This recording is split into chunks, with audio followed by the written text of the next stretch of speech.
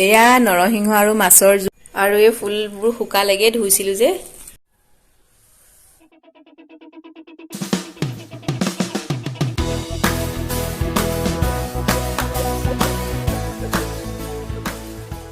বহুত বেছি লেতেৰা ওলাই আছে ইয়া দেখিছেনে বাৰু কিমান লেতেৰা এতিয়া অলপ সময়ৰ কাৰণে গুটেখিনি আৰ্টিফিশিয়াল ফ্লাৱাৰ সাৰ্ফত ডুবাই থওঁ যিখিনি লেতেৰা হৈ আছিল লাহে ধীৰে পিছত সাফা কৰিম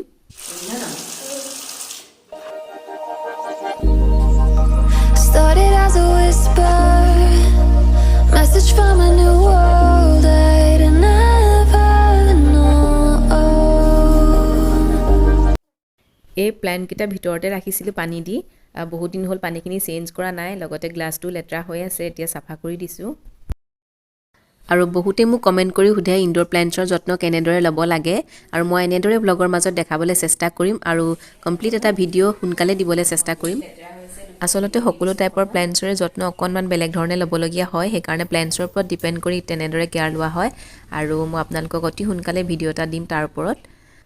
এতিয়া মই ভীম লিকুইড দি গ্লাছটো ভালদৰে সাফা কৰি লৈছো আপোনালোকে যিকোনো ডিছৱাছ দি সাফা কৰিব পাৰে আৰু এতিয়া নতুনকৈ পানী দি ইয়াতে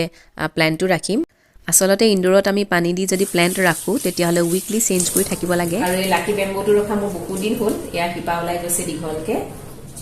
ইয়াতে ৰাখি দিছো এইটো দিছো ক্ৰোটনটো এইটো শিপা ওলাই আছে ইয়াতে আৰু এইটো মই নিজে মেক্ৰাম থ্ৰেড দি বনাই লৈছিলো আৰু বটলটো এটা জুইচৰ বটল আছিলে পানী চেঞ্জ কৰাৰ লগতে আমি প্ল্যান্টটো ভালদৰে ধুব লাগে hello everyone welcome back to my channel আপোনালোক সকলোকে মোৰ চেনেলৰ অন্যটা ভিডিঅলৈ স্বাগতম জনাইছো আশা কৰিছো সকলো ভালে কুশলে আছে আৰু মোৰ চাগে মাতটো শুনি আপোনালোকে গম পাইছে অকনমান চৰি লাগি আছে আৰু আজি অৱশ্যে ৰাতিপুৱাতে কাম কেইটামান কৰি ললো তথাপি সৰুহুৰা ফুলচুল কিছুমান সাফা কৰি ললো ঘৰৰ ভিতৰত থকা আৰু আপোনালোককো দেখুৱালো কি কৰিলো এতিয়া আছো মই পাকঘৰত বেকগ্ৰাউণ্ডটো দেখিছাকে আপোনালোকে গম পাইছে ভাত বনাই আছো মই কি বনাই আছো বাৰু আপোনালোকক দেখুৱাম আৰু লগতে দেখুৱাম মই পাকঘৰত এটা নতুন বস্তু ললো কি বস্তু ললো অৱশ্যে কেইদিনমান হ'ল আৰু প্ৰথমতে এতিয়া ভাত পানী বনাই মেলি আজৰি হৈ লওঁ তাৰ পিছত আপোনালোকক দেখুৱাম বস্তুটো কি ললো মাছৰ জোল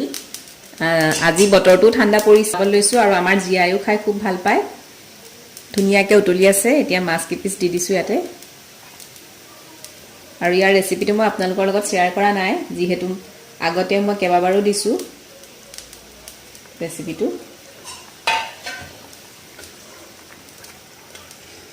আৰু এতিয়া ধুনিয়াকে উতলিবলৈ দিম যাতে ইয়াৰ ৰসটো ওলাই ভালদৰে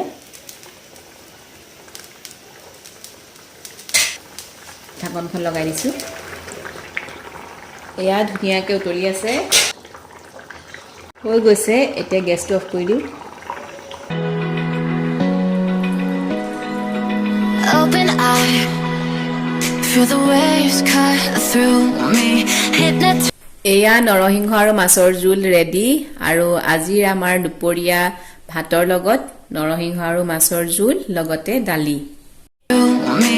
hypnotized by the sounds I'm breathing in. Hold tight, chemicals collide. Hold tight, hold tight, hold tight. Dripping lights paint the skies, all because of you. আজি ধুনিয়াকে সজাই মেলি দিছো দেই বঢ়িয়া আইয়া আইয়া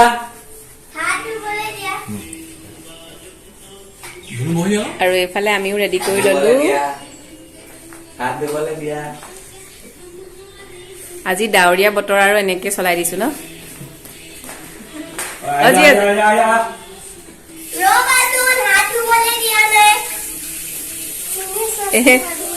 জিয়া যে আজিকালি অকল মানে হেৰি হেণ্ড ৱাছ লৈ লৈ হাত ধুই থকাই কাম আৰু ন কৰোনাই এইটো ভাল শিকালে আকৌ ন খোৱা ঠাণ্ডাত একদম জালুক দি পেলাই বনাইছে ধুনু জলদি কৰ জিয়া বহ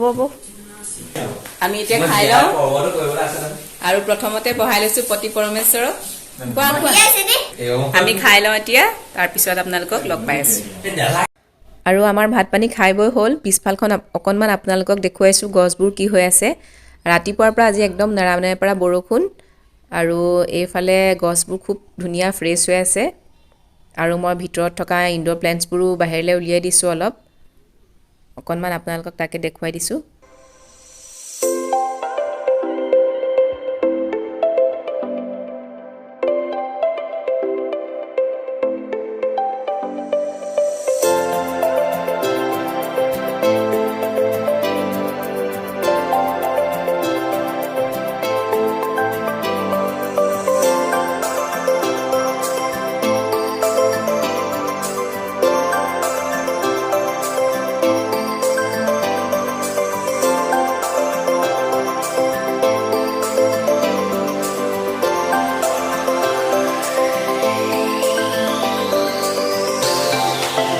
আৰু এতিয়া আপোনালোকক মই দেখুৱাবলৈ লৈছো পাকঘৰৰ কাৰণে কি ললো আৰু মই আসলতে বনালো এই কেবিনেটটো এই জেগাখিনি আসলে আগতে খালি আছিলে আপোনালোকক দেখুৱাইছো এই বেচিনৰ সাইডৰ এই জেগাখিনি আগতে খালি আছিলে আপোনালোকক সাকে আগতে দেখুৱাইছিলো আৰু এই একুৱাগাৰ্ডটোৰ পৰা পানী উলিয়াবলৈও দিগদাৰি হয় ধৰি থাকিব লাগে টেপটোৰ ওচৰত এতিয়া ইয়াৰ ওপৰতে পাতি থলে হ'ল আৰু লগতে খালি স্পেচটো মোৰ ইউটিলাইজ হ'ল ইয়াত ড্ৰয়াৰ আছে ওপৰত তিনটা ড্ৰয়াৰ আৰু তলত আছে তিনটা কেবিনেট দুটা সেলফৰ আৰু ইচ্ছা কৰিলে আমি এখন অতৰায়ো বেলেগত ৰাখিব পাৰো মুভেবল হয় ইয়াৰ ওপৰতে ৰাখিছো মোৰ OTG2 লগতে ৰাখিছো ৱাটাৰ বটল ফ্ৰুট বাস্কেট আৰু ৰাখিছো প্লেট ষ্টেণ্ডাল কেবিনেটৰ ওপৰত পাৰি দিছো মই এনে ধৰণৰ এখন অইল ক্লথ যেহেতু কেবিনেটৰ ওপৰখন ইয়া প্লাইবোৰ্ড দিয়া আছে এখন পানী পৰিলে হয়তো বেয়া হ'ব পাৰে সেই কাৰণে মই এখন পাৰি দিছো আৰু লগতে তেতিয়া বস্তুবোৰ অকনমান ইফালৰ পৰা ইফালে টনাটনি কৰোতেও ইয়াত দাগ নালাগে আৰু ড্ৰয়াৰ কিটা অকনমান খুলি দেখুৱাইছো ভালদৰে এৰেঞ্জ কৰা নাই ইয়াতে মই কিচেন টিফিন আৰু সৰু সৰু সাৰ্ভিং প্লেট ৰাখিছো আৰু লগতে এফালে স্নেক্স আইটেম আৰু এফালে ৰাখিছো কেক বনোৱা আইটেমবোৰ আৰু তলত আছে দুটা সেলফৰ এই কেবিনেট বস্তুবোৰ ভালদৰে ৰখা হোৱা নাই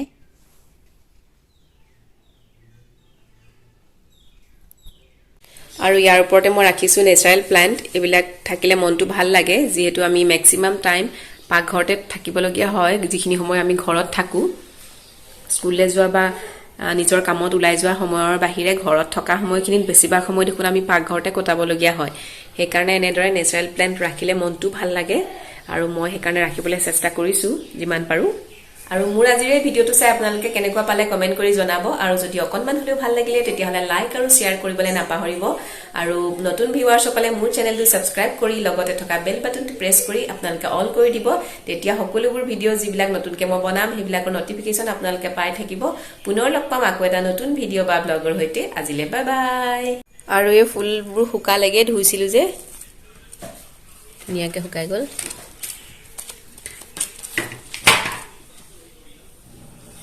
এতিয়া ৰেঞ্জ কৰো অকনমান